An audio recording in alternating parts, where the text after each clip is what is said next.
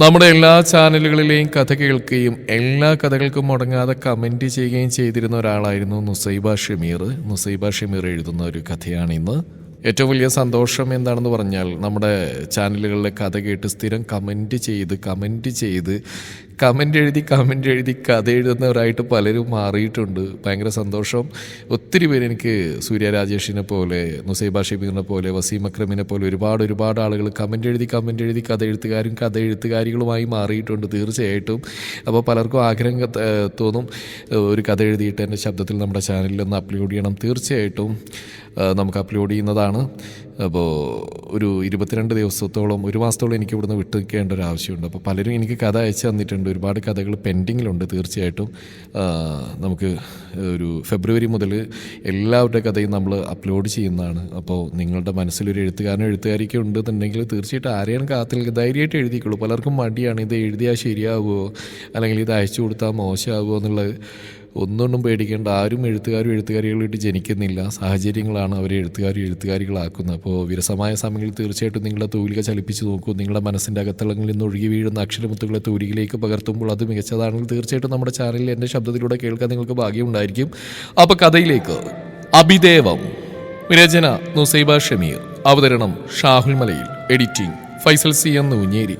Viswajyothi College of Engineering. പട്ടണത്തിന്റെ തിരക്കിൽ നിന്ന് അല്പം ഒഴിഞ്ഞു മാറി പച്ചപ്പും പ്രകൃതി സൗന്ദര്യം നിറഞ്ഞ അന്തരീക്ഷത്തിലാണ് വിശ്വജ്യോതി കോളേജ് ഓഫ് എഞ്ചിനീയറിംഗ് സ്ഥിതി ചെയ്യുന്നത്. കരിങ്കലിൽ തീർത്ത പഴമയുടെ പ്രൗഢിയും ആധുനികതയുടെ ഭംഗിയും ഒത്തുചേരുന്ന കെട്ടിടത്തിന്റെ വരാന്തകളിലേക്ക് ഒരു പുതിയ അധ്യയന വർഷം ആരംഭിക്കാനൊരുങ്ങി വിദ്യാർത്ഥികൾ എത്തിത്തുടങ്ങി. അന്നാണ് മഴ കഴുകി തുടച്ച നീലാകാശത്തിന്റെ അതേ ഭംഗിയോടെ ക്യാമ്പസിലേക്ക് ദേവിക കടന്നു വന്നത്. അവൾക്ക് കോളേജ് ജീവിതം പുതിയൊരു ലോകമായിരുന്നു. ദേവികയുടെ രൂപം ഒറ്റ നോട്ടിൽ തന്നെ ആരുടെയും ശ്രദ്ധ ആകർഷിക്കുന്നതായിരുന്നു. അധികം ആർഭാടങ്ങളൊന്നുമില്ലാത്ത എന്നാൽ ഏറ്റവും സൗന്ദര്യം വിളിച്ചോതുന്നായിരുന്നു അവളുടെ വേഷം. നീലയും വെള്ളയും ചേർന്ന ഒരു സിമ്പിൾ ചുരിദാറാണ് അവൾ ധരിച്ചിരുന്നത്. ആ നിറങ്ങൾ അവിടെ നല്ല ചുവപ്പ് കലർന്ന തിളക്കമുള്ള ചർമ്മത്തിന് ഇരട്ടി ശോഭ നൽകി. നീളം കുറഞ്ഞ എന്നാൽ ഭംഗിയായി ട്രിം ചെയ്ത അവളുടെ മുടികൾ ചെറിയ കാറ്റിൽ നെറ്റിയിൽ അലസമായി വീണ് കിടന്നു. വലിയ കരിനീല കണ്ണുകളിൽ ചെറിയൊരു ഭയവും ഒപ്പം വലിയൊരു സ്വപ്നവും തിളങ്ങി. മൊത്തത്തിൽ കോളേജിലെ ഫാഷൻ ലോകത്തിന്റെ അളവുകോലുകൾക്കും അപ്പുറം പ്രകൃതിദത്തമായ നാടൻ സൗന്ദര്യമായിരുന്നു ദേവികയുടേത്. ക്യാമ്പസിന്റെ പ്രധാന കവാടത്തിലൂടെ ബാഗ് നെഞ്ചോട് ചേർത്ത് പിടിച്ച് പേടിയോടെ ഓരോ ചൂടും വെച്ച് അവൾ മുന്നോട്ട് നടന്നു.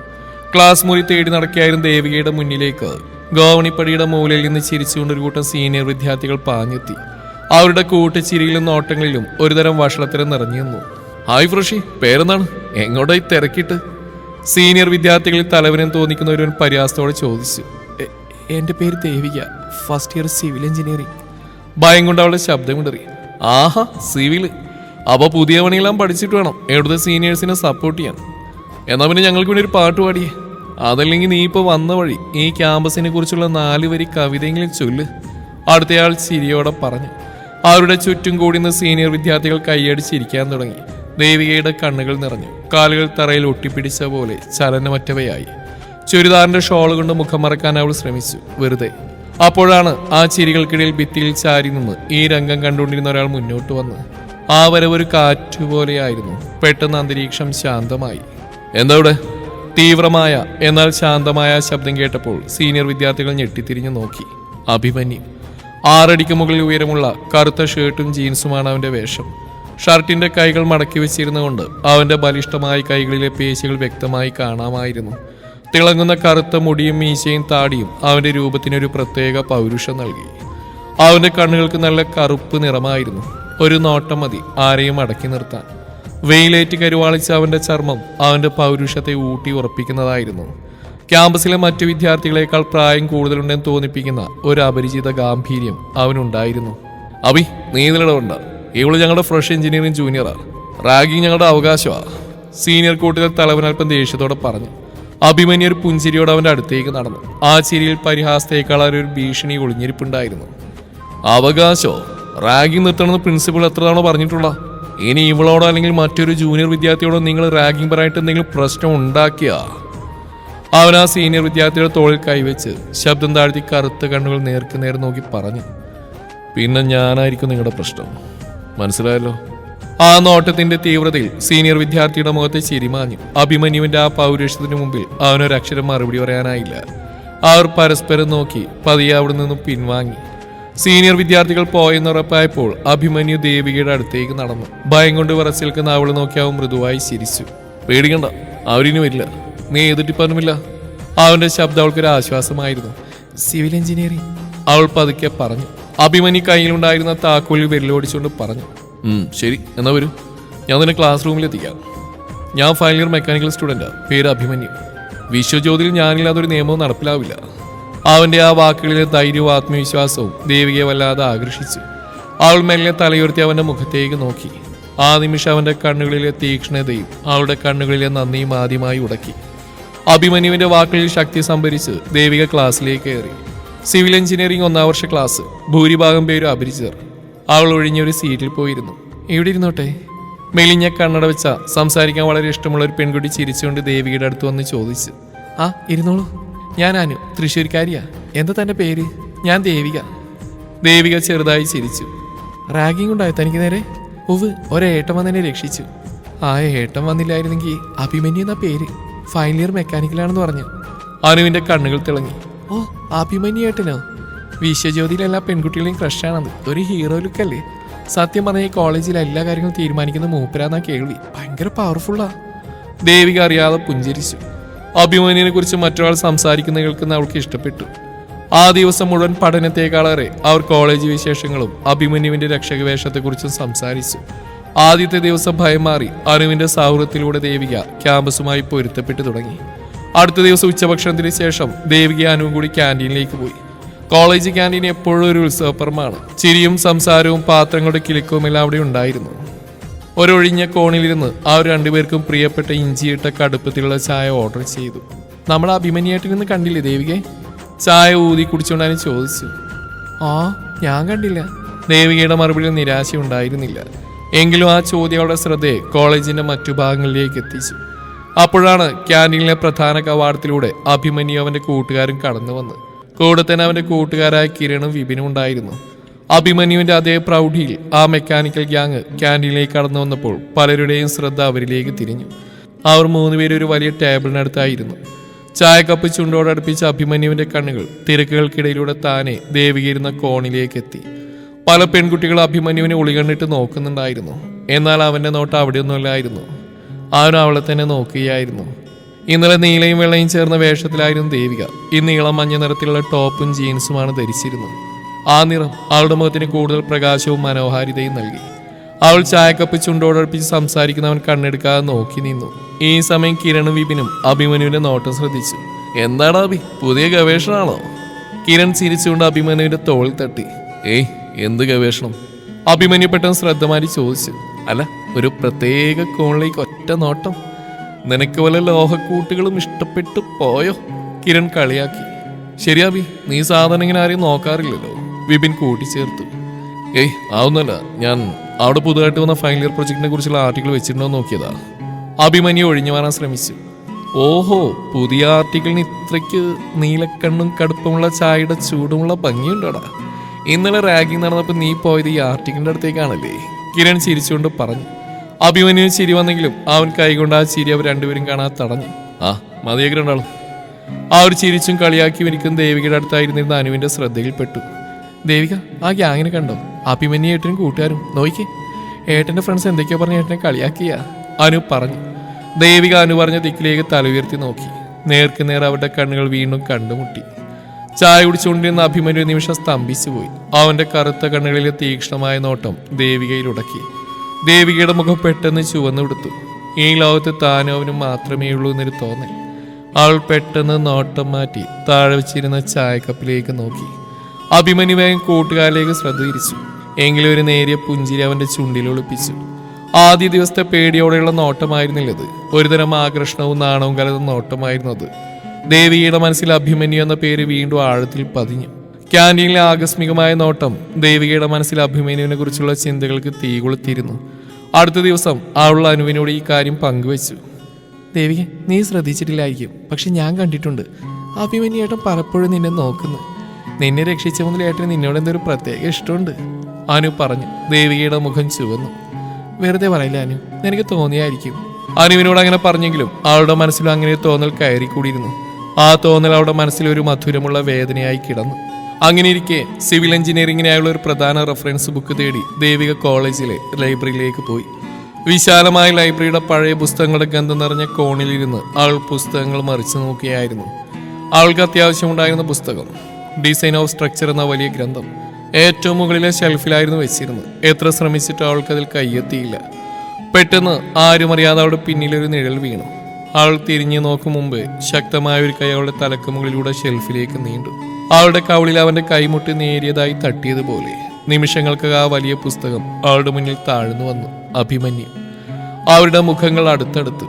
അവന്റെ ദേഹത്തുനിന്നുള്ള പ്രത്യേക സുഗന്ധം അവൾ അറിഞ്ഞു. അവന്റെ കണ്ണുകളിലെ തീവ്രത ലൈബ്രറിയിലെ മങ്ങിയ വെളിച്ചത്തിലും തിളങ്ങി. അവന്റെ തോളുയരത്തിൽ മാത്രം നിൽക്കുന്നവൻ ശ്വാസമടക്കി നിന്നു. ഇതല്ലേ വേണ്ടത്? അവന്റെ ശബ്ദം വളരെ താഴ്ന്നതായിരുന്നു. ലൈബ്രറിയുടെ നിശബ്ദതയിൽ അത് കൂടുതൽ മുഴങ്ങി. അതെ, താങ്ക്സ്. ദേവിയുടെ ശബ്ദമിടറി. അഭിമന്യു പുസ്തകം അവളുടെ കയ്യിൽ വെച്ച് കൊടുത്തു. അവന്റെ വിരലുകൾ അവളുടെ കയ്യിൽ ചെറുതായി സ്പർശിച്ചു. ആ സ്പർശം അവളുടെ നെഞ്ചിടിപ്പ് കൂട്ടി. ഇപ്പൊ പേടി മാറിയല്ലോ അല്ലേ? അവൻ ചിരിച്ചുകൊണ്ട് ചോദിച്ചു. ആ, മാറി. അഭിമന്യു പുസ്തകങ്ങൾക്കിടയിൽ ഇടുങ്ങിയ ഇടനാഴിയിൽ അവൾക്ക് മുമ്പിൽ നിന്നു. ഞാൻ തന്നെ ക്യാൻറ്റീനിൽ കണ്ടിരുന്നു. അവൻ നേരിട്ട് കാര്യത്തിലേക്ക് കടന്നു. ദേവികയുടെ മുഖം കൂടുതൽ ചുവന്നു. അവൾ തലകുനിച്ചു. റാഗിങ് കഴിഞ്ഞ് എനിക്ക് എന്തെങ്കിലും ബുദ്ധിമുട്ടുണ്ടാവാതിരിക്കാൻ ഞാൻ പ്രത്യേകം ശ്രദ്ധിച്ചിരുന്നു. നീ എപ്പോഴും സേഫാണെന്ന് എനിക്കറിയണം. അവന്റെ സംസാരത്തിലെ കരുതൽ ദേവികൾക്ക് ഒരുപാട് ഇഷ്ടമായി. ഞാനിപ്പോൾ സുരക്ഷിതയാ. നിങ്ങളെ ഭയന്ന് ആരും ഇങ്ങോട്ട് വരില്ല, അവൾ പറഞ്ഞു. നന്നായി. ഒരു കാര്യം ചോദിച്ചാൽ സത്യം പറയണം. നിനക്കിനെ പേടിയാണോ അതോ ഇഷ്ടമാണോ? അങ്ങനെ ചോദ്യം അവർ പ്രതീക്ഷിച്ചിരുന്നില്ല. അവൾ തലയുയർത്തി അവനെ നോക്കി. അവന്റെ കണ്ണുകളിൽ കളങ്കമില്ലാത്തൊരു ഇഷ്ടം അവൾ കണ്ടു. പേടിയില്ല, എനിക്ക് നിങ്ങളോട്. അവൾ വാക്കുകൾ കിട്ടാൻ നിന്നു. വലിയ ബഹുമാനമുണ്ട്. എനിക്ക് ബഹുമാനത്തെക്കാളേറെ നിന്റെ സൗഹൃദമാണ്, ഇഷ്ടമാണ് വേണ്ടത് ദേവിക. ഈ ക്യാമ്പസിൽ എനിക്ക് നിന്നെ ശ്രദ്ധിക്കാതിരിക്കാൻ പറ്റുന്നില്ല. ഞാൻ പറയുന്നത് എനിക്ക് മനസ്സിലാവുന്നുണ്ടോ? ദേവികയുടെ ഹൃദയം നിറഞ്ഞ് ആദ്യമായി കോളേജിൽ വന്ന ദിവസത്തെ പേടി മാഞ്ഞ് ആ സ്ഥാനത്ത് ഒരു മനോഹരമായ പ്രണയത്തിന്റെ മുട്ടുവിടർന്നു. ആ, മനസ്സിലാവുന്നുണ്ട്, അവൾ പതിയെ പറഞ്ഞു. ആ മൗനത്തിലും ലൈബ്രറിയുടെ നിശബ്ദതയിൽ അവർ പരസ്പരം തങ്ങളുടെ ഇഷ്ടം കൈമാറി. അവിടെ അറിവിന്റെ പുസ്തകങ്ങൾക്കിടയിൽ അവരുടെ പ്രണയത്തിന്റെ ആദ്യ പേജുകൾ എഴുതപ്പെട്ടു. അടുത്ത കുറച്ച് മാസങ്ങൾ അവരുടെ ഇഷ്ടം കോളേജ് ക്യാമ്പസിലെ പച്ചപ്പിലും ക്യാൻറ്റീനിലെ ചായയിലും ലൈബ്രറിയിലെ പുസ്തകങ്ങളിലും കൂടുതൽ വളർന്നു. അങ്ങനെ ദേവികയും അഭിമന്യുവും കോളേജിലെ ഏറ്റവും മികച്ച കമിതാക്കളായി മാറി. അവരുടെ പ്രണയം എല്ലാവർക്കും ഒരു മാതൃകയായിരുന്നു. ദേവികയുടെ എഞ്ചിനീയറിംഗ് പഠനം അവസാനിക്കാറായ സമയം. അഭിമന്യുവിന്റെ പഠനം നേരത്തെ കഴിഞ്ഞിരുന്നു. ഒരു മൾട്ടിനാഷണൽ കമ്പനിയിൽ അവൻ മികച്ച ജോലിക്ക് ചേർന്നു. അവരുടെ വിവാഹത്തെക്കുറിച്ച് സംസാരിക്കാനായി ഇരുവരുടെയും വീടുകളിൽ ആലോചന നടന്നു. എന്നാൽ ഒരു ദിവസം അഭിമന്യു ഒരു പ്രധാനപ്പെട്ട കമ്പനി ആവശ്യത്തിനായി ദൂരെയുള്ള ഒരു നഗരത്തിലേക്ക് പോവുകയായിരുന്നു. യാത്രാമധ്യേ അവിചാരിതമായൊരു വാഹനാപകടം സംഭവിച്ചു. അപകടം ഗുരുതരമായിരുന്നു. ആ വാർത്ത ദേവികയെ വല്ലാതെ തളർത്തി കളഞ്ഞു. അഭിമന്യുവിനെ ആശുപത്രിയിൽ പ്രവേശിപ്പിച്ചു. മാസങ്ങൾ നീണ്ട ആശുപത്രിവാസമായിരുന്നു അവന്. ഭാഗ്യവശാൽ അവന്റെ ജീവൻ രക്ഷിക്കാൻ ഡോക്ടർമാർക്ക് കഴിഞ്ഞു. പക്ഷേ ആ അപകടം അഭിമന്യുവിന്റെ ജീവിതത്തിൽ വലിയ മാറ്റം വരുത്തി. അപകടത്തിൽ അവന്റെ വലതുകാൽ പൂർണ്ണമായും തളർന്നു പോയിരുന്നു. ആദ്യമൊന്നും അവന് ഈ സത്യം അംഗീകരിക്കാൻ കഴിഞ്ഞില്ല. കോളേജ് ക്യാമ്പസിലെ പ്രൗഢമായ ശക്തിമാനായ അഭിമന്യു ഇപ്പോൾ വീൽ ചെയറിലായി. അവൻ മാനസികമായി തകർന്നു പോയിരുന്നു. ദേവിക ക്ലാസ്സുകൾ ഉപേക്ഷിച്ച് അവനടുത്തെത്തി. ദേവു, നീ പോ. നിന്റെ ജീവിതം നീ നശിപ്പിക്കരുത്. ഈ വീൽ ചെയറിൽ കിടക്കുന്ന എന്നെ എന്തിനാ നിനക്ക്? എനിക്ക് നിന്റെ ഭർത്താവാൻ ഇനി ഒരിക്കലും കഴിയില്ല. നീ എന്നെ മറക്കണം. എൻ്റെ ലോകം ഇവിടെ അവസാനിച്ചു. തളർന്ന മനസ്സോടെ അഭിമന്യു ദേവികയോട് പറഞ്ഞു. പക്ഷേ ദേവികയുടെ പ്രണയം തളരുന്നതായിരുന്നില്ല. അഭിയേട്ടാ, നിങ്ങളൊരു പൗരുഷത്തിന്റെ പ്രതിരൂപമായത് നിങ്ങളുടെ പേശികളുടെ ശക്തി കൊണ്ടല്ല. എൻ്റെ അടുത്ത് നിങ്ങൾ എൻ്റെ ഹീറോ ആയത് നിങ്ങളുടെ മനസ്സിൻ്റെ ധൈര്യം കൊണ്ടാണ്. നിങ്ങൾ ഒറ്റക്കല്ല. നിങ്ങൾ എവിടെയാണോ അവിടെയാണ് എൻ്റെ ലോകം. ദേവികയുടെ സ്നേഹം നിറഞ്ഞ വാക്കുകൾ അവന് പുതിയ ജീവിതം നൽകി. അവൻ്റെ വൈകല്യത്തെക്കുറിച്ചുള്ള എല്ലാ ഭയങ്ങളെയും മാറ്റിവെച്ച് ആ കോളേജ് പ്രണയം പൂവണയാൻ അവൻ തീരുമാനിച്ചു. അവരുടെ വിവാഹം വളരെ ലളിതമായി നടന്നു. അത് ആത്മാർത്ഥമായ സ്നേഹം കൊണ്ട് കെട്ടിപ്പടുത്ത ഒരു ബന്ധത്തിന്റെ പ്രഖ്യാപനമായിരുന്നു. അഭിമന്യു തന്റെ വൈകല്യത്തെ അംഗീകരിച്ച് കൂടുതൽ ആത്മവിശ്വാസത്തേക്കാൾ കമ്പനിയുടെ അഡ്മിനിസ്ട്രേഷൻ വിഭാഗത്തിൽ ജോലി തുടർന്നു. ദേവിക അവൾക്ക് ലഭിച്ച ഏറ്റവും വലിയ സ്ട്രക്ചർ താൻ തന്നെയാണെന്ന് മനസ്സിലാക്കി. അവനൊരു താങ്ങായി അവൾ എഞ്ചിനീയറിംഗ് കഴിഞ്ഞ് സ്വന്തമായൊരു കൺസൾട്ടൻസി തുടങ്ങി. 2 വർഷങ്ങൾക്കിപ്പുറം ആശുപത്രി മുറിയിലെ നേർത്ത മഞ്ഞ വെളിച്ചത്തിൽ ജനലിനപ്പുറം ഒരു പുതിയ പ്രഭാതം പിറക്കുന്നുണ്ടായിരുന്നു. ജനലിന്റെ വിരികൾക്കിടയിലൂടെയുള്ള പ്രകാശരേഖ അലസമായി ദേവികയുടെ മുഖത്ത് തട്ടി. പ്രസവവേദനയുടെ ക്ഷീണം അവളുടെ മുഖത്തുണ്ടായിരുന്നെങ്കിലും ആ കണ്ണുകളിൽ ലോകം കീഴടക്കിയവളുടെ തിളക്കമായിരുന്നു. അവളുടെ കൈകളിൽ പൊതിഞ്ഞ ചുവന്ന മുഖത്തോടെ മെഴുകുതിരി പോലൊരു കുഞ്ഞ് മയങ്ങുന്നു. അടുത്ത കസേരയിൽ നിന്ന് ദേവികയെ തന്നെ നോക്കിയായിരുന്നു അഭിമന്യു. അവന്റെ ഒരു കാല് നഷ്ടമായതിനു ശേഷം ആദ്യമായിട്ടാണ് അവൻ ഇത്രയും സന്തോഷവാനായി കാണുന്നത്. അഭിമന്യുവിന് ഓർമ്മ വന്ന് അവന്റെ ജീവിതത്തിലെ ഏറ്റവും വലിയ വേദനയുടെ ദിവസമായിരുന്നു. കാല് നഷ്ടമായെന്നറിഞ്ഞ് ലോകം കൈവിട്ടുപോയെന്ന് തോന്നിയ നിമിഷം. അന്ന് ആ വൈകല്യം പോലും കണക്കിലെടുക്കാതെ എല്ലാ പിന്തുണയോടെയും തന്റെ അരികിലെത്തിയ ദേവിക, എന്റെ ദേവ്, അവൾ തന്ന വാക്ക്. ഇന്ന് ആ വാക്കുകൾ ഒരു ജീവനായി അവരുടെ കൈകളിൽ ഇരിക്കുന്നു. അഭി പതിയെ തന്റെ വീൽ ചെയറിൽ നിന്ന് കസേരയിലേക്ക് മാറിയിരുന്നു. മുറിയുടെ വാതിലിനടുത്ത് വെച്ച ഊന്നുവടി പോലും അവനൊരു ഭാരമായി തോന്നിയില്ല. അഭിയേട്ടാ, ദേവികയുടെ ശബ്ദം നീർത്തു. അവൻ ദേവികയുടെ അരികിൽ മുട്ടുകുത്തിയിരുന്നു. ഒരു കാലില്ലാത്തതിനാൽ അത് എളുപ്പമായിരുന്നില്ല. പതിയെ ആ കുഞ്ഞിന്റെ കുഞ്ഞിക്കൈകളിൽ തലോടി. ദേവു, ഇതൊരു സ്വപ്നം പോലെ തോന്നുന്നു. എൻ്റെ ജീവിതം എവിടെയോ അവസാനിച്ചെന്ന് കരുതിയ നിമിഷങ്ങളുണ്ടായിരുന്നു. പക്ഷേ നീ... അവൻ വാക്കിൽ കിട്ടാതെ ദേവികയുടെ കയ്യിൽ മുറുകെ പിടിച്ചു. നീ എൻ്റെ കൂടെ ഇല്ലായിരുന്നുവെങ്കിൽ... ദേവു അവനെ തടഞ്ഞു. അങ്ങനെയൊന്നും പറയരുത്. അഭിയുടെ കാലുകളാണ് നഷ്ടമായത്. ഹൃദയമോ ധൈര്യമോ അല്ല. എനിക്ക് എപ്പോഴും എൻ്റെ ആ പഴയ ഹീറോയെ അറിയാം. റാഗിങ്ങിൽ നിന്ന് എന്നെ രക്ഷിച്ച ആ ധൈര്യശാലിയെ. അവൾ കുഞ്ഞിനെ പതിയെ അഭിയുടെ നെഞ്ചോട് ചേർത്ത് പിടിച്ചു. അഭിമകനെ വാരിയെടുത്ത് നെറ്റിൽ മെല്ലെ ചുംബിച്ചു. ആദ്യമായി അവന്റെ നഷ്ടമായ കാലിന്റെ വേദന അവൻ അറിയുന്നില്ലായിരുന്നു. അവന്റെ കണ്ണുകൾ നിറഞ്ഞു. ഞാൻ വീണ്ടും പൂർണ്ണമായി. നമ്മൾ പൂർണ്ണമായി. അഭി ദേവികയുടെ കണ്ണുകളിലേക്ക് നോക്കി. അന്നുവരെ അവന്റെ മനസ്സിലൊരു വൈകല്യമായി അവശേഷിച്ച ആ വിടവ് ഇന്ന് അവന്റെ കൈകളിലിരിക്കുന്ന ആ കുഞ്ഞു ജീവനാൽ പൂർണ്ണമായി നികത്തപ്പെട്ടിരിക്കുന്നു. അവന് നഷ്ടമായ കാലുകൾക്ക് പകരം അവൻ ഇന്ന് അവന്റെ പ്രണയവും ജീവിതവും ഏറ്റവും മികച്ച കൂട്ടുകാരിയും അവന്റെ കുഞ്ഞുമെല്ലാം ലഭിച്ചിരിക്കുന്നു. പുറത്ത് സൂര്യൻ പൂർണ്ണമായി ഉദിച്ചു. ആ മുറി മുഴുവൻ സ്നേഹത്തിന്റെയും പ്രതീക്ഷയുടെയും പ്രകാശം നിറഞ്ഞു. അവരുടെ പ്രണയം അവസാനിച്ചില്ല. പുതിയൊരു ജീവിതം തുടങ്ങുകയായിരുന്നു. ഇനി അവർ പ്രണയിക്കട്ടെ, പ്രണയത്തോടെ ജീവിക്കട്ടെ ഒരുപാട് കാലം.